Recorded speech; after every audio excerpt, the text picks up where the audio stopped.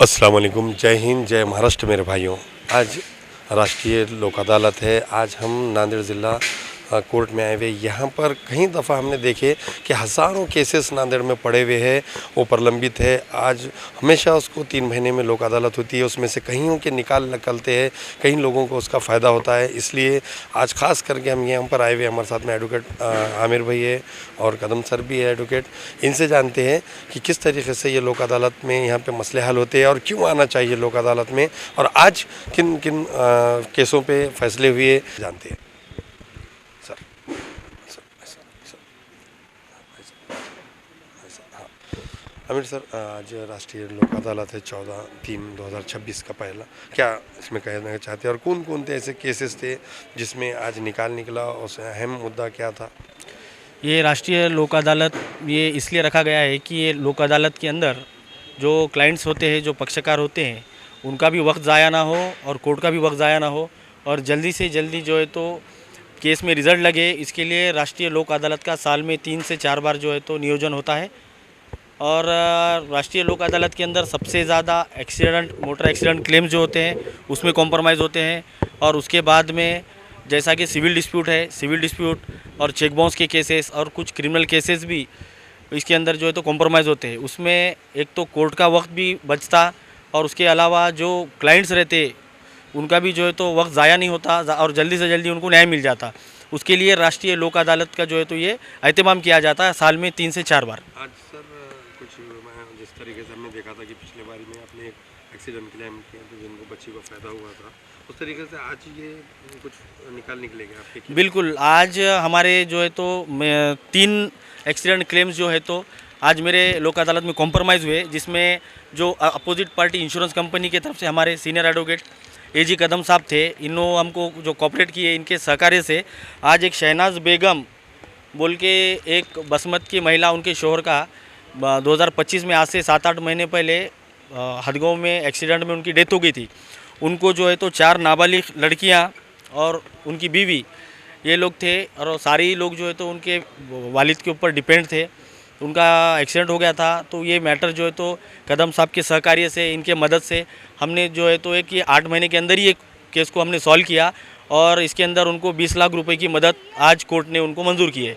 और साथ ही साथ एक हमारे पास जो है एक वसंत कोल्हे बोल के एक भाईगांव का लड़का था, विष्णुपुरी पे उसका अपघात हुआ था पूजा गार्डन के पास। तो वो अपघात के अंदर ट्रक में उसका जो है तो सीधा पैर जो है तो टूट गया था। उसका यशोसाई में इलाज हुआ और वहाँ पे जो है तो उसका सीधा पैर कट कर दिए थे, और तो वो उस तारीख से वो माजूर हो गया था। और उसके बाद उनका भी आज जो है तो कदम साहब के सहकार्य से आज उनका भी मैटर जो है सेटल हुआ। उनको भी जो है तो 15 लाख आज मंजूर कराया कोर्ट ने। और उसके बाद में एक सारथी शिंदे बोल के एक नाबालिग लड़की थी, जो उनके माँ के साथ कॉलेज से घर जा रही थी, तो एक एप्पी ऑटो ने उनको उड़ाया था, तो उसको भी बहुत सारा मार लगा था। उसको भी आज जो है तो 8,64,000 रुपये का जो है मुआवजा कोर्ट ने उनको मंजूर किया है। ऐसे आज मेरे यहाँ पर 3 केसेस जो है तो आज अलाउड हुए हैं, और उसके अंदर जो है तो कदम साहब का हमारे को बहुत सहकार्य रहा है।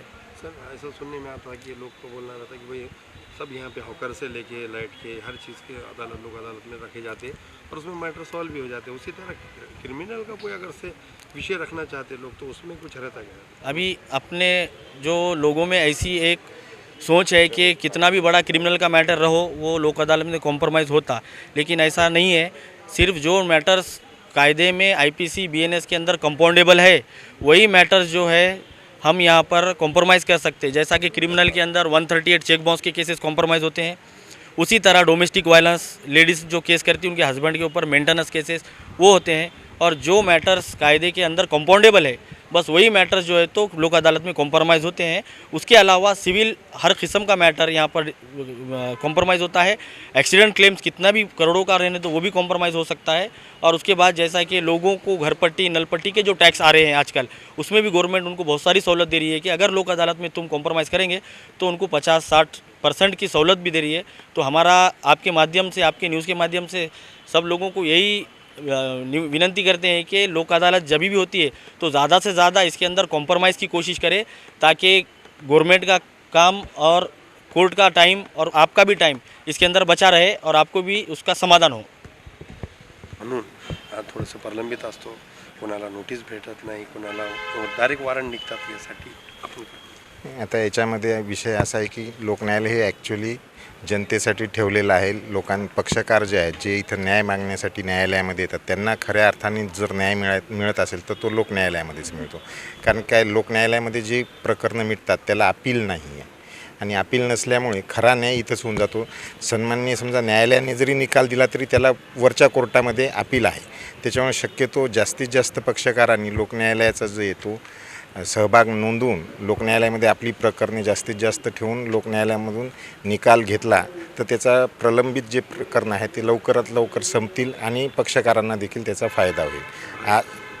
आज जसं एक वकील साहेबांनी एक सांगितलं की त्या व्यक्तीचा ड्रायव्हर होता, त्याचा पायाचं ॲम्प्युटेशन झालेलं होतं आणि लवकरात लवकर विमा कंपनीने, त्याच्यामध्ये मॅग्मा इन्शुरन्स कंपनी होती, मॅग्मा इन्शुरन्स कंपनीने एक वर्षभराच्या आत सदर प्रकरणामध्ये तपास करून सदर प्रकरण जे आहे ते कंपनीच्या दृष्टीने कॉम्प्रोमाइज करण्यासारखं होतं आणि त्याच्यामुळे त्यांनी विमा कंपनीने जे आहे ते वकील साहेबांना ह्या प्रकरणामध्ये कॉम्प्रोमाइज तडजोड करण्यासाठी जे आहे ते एक ऑफर दिली आणि वकील साहेबांनीसुद्धा त्याच्यामध्ये जे आहे त्याचा चांगल्या पद्धतीने विचार करून पक्षकाराचे हित लक्षात घेऊन सदरचे प्रकरण आज जे ते तडजोड करून मिटवलेले आहेत.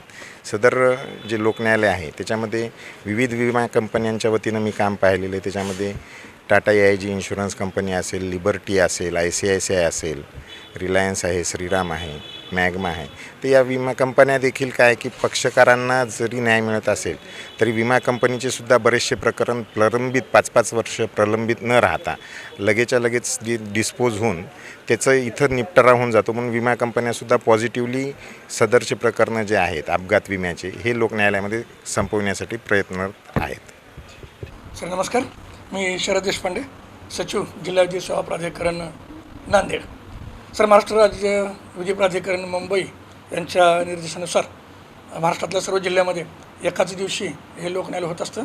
14 मार्च रोजी हे लोकन्यायालय नांदेड जिल्ह्यात आणि नांदेड जिल्ह्यात सर्व तालुक्याला होत आहे. आजच्या लोकन्यायालयामध्ये नांदेडपुरचं जर बोलायचं झालं तर 2 प्रकारच्या आपण केसेस केल्या होत्या. प्री लिटिगेशनच्या केसेस होत्या आणि पेंडिंग केसेस होत्या. प्री लिटिगेशन म्हटलं तर थोडक्यामध्ये जे बँकेच्या केसेस आहे, बँकेचे काय देणं आहे, काय व्याज रक्कम घेतली आहे, लोन आहे, ते भरण्याकरता जे आहे त्या प्री लिटिगेशनच्या केसेस आपण केल्या होत्या. त्यामध्ये जवळपास 28,000 केसेस आपण ठेवल्या होत्या आणि त्यामध्ये 352 केस डिस्पोज झालेल्या आहेत आणि जवळपास 1,86,000 आत्तापर्यंत, म्हणजे आत्तापर्यंत साधारण 5,000 आहेत आत्तापर्यंत रक्कम जमा झालेली आहे. इकडे जे आपल्या कोर्टातल्या जे केसेस आहेत, कोर्टाच्या वेगवेगळ्या प्रकारच्या जसं विम्याच्या, धनादेशाची प्रकरणं म्हणजे चेकचे प्रकरणं, नंतर मारामारीचे प्रकरणं, रेल्वेचे प्रकरणं, चलन प्रकरण जे असतं आपलं चलन त्या प्रकरण ME ॲक्टचे काही प्रकरणं ठेवले होते आपण. तर हे सर्व प्रकरणं 7 पॅनल केले होते, 7 पॅनल चालू आहेत आणि त्या ठिकाणी बरीच मोठी रक्कम वसूल झालेला आहे. दिवाणी प्रकरणामध्ये एक 14 कोटीचं मॅटर आज मिटलेलं आहे. 9 कोटी रक्कम होती आणि वर व्याज झालं होतं, तर 1 रकमी ते एक्झिक्युशन मिटलं होतं. याचा खरा फायदा असा होईल की वर्षानुवर्ष लोकांना चक्रा मारावं लागतं. हातामध्ये डिग्री असते पण त्याचं फळ मिळत नाही आपल्या डिग्रीचं.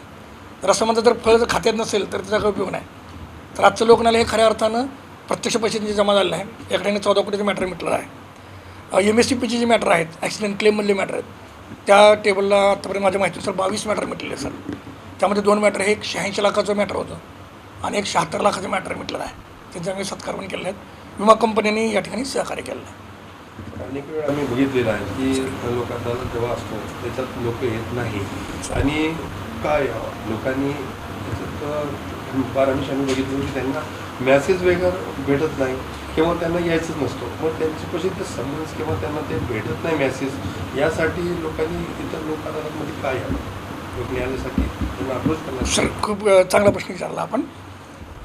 खरं तर लोकन्यायालय म्हणजे असं आहे की कोर्टामध्ये आजकाल प्रकरणं प्रचंड झालेलं आहे. डॉक्टर एक्सप्लोजन आपण ज्याला असं म्हणतो आणि जजेसची संख्या फार अपूर्ण आहे.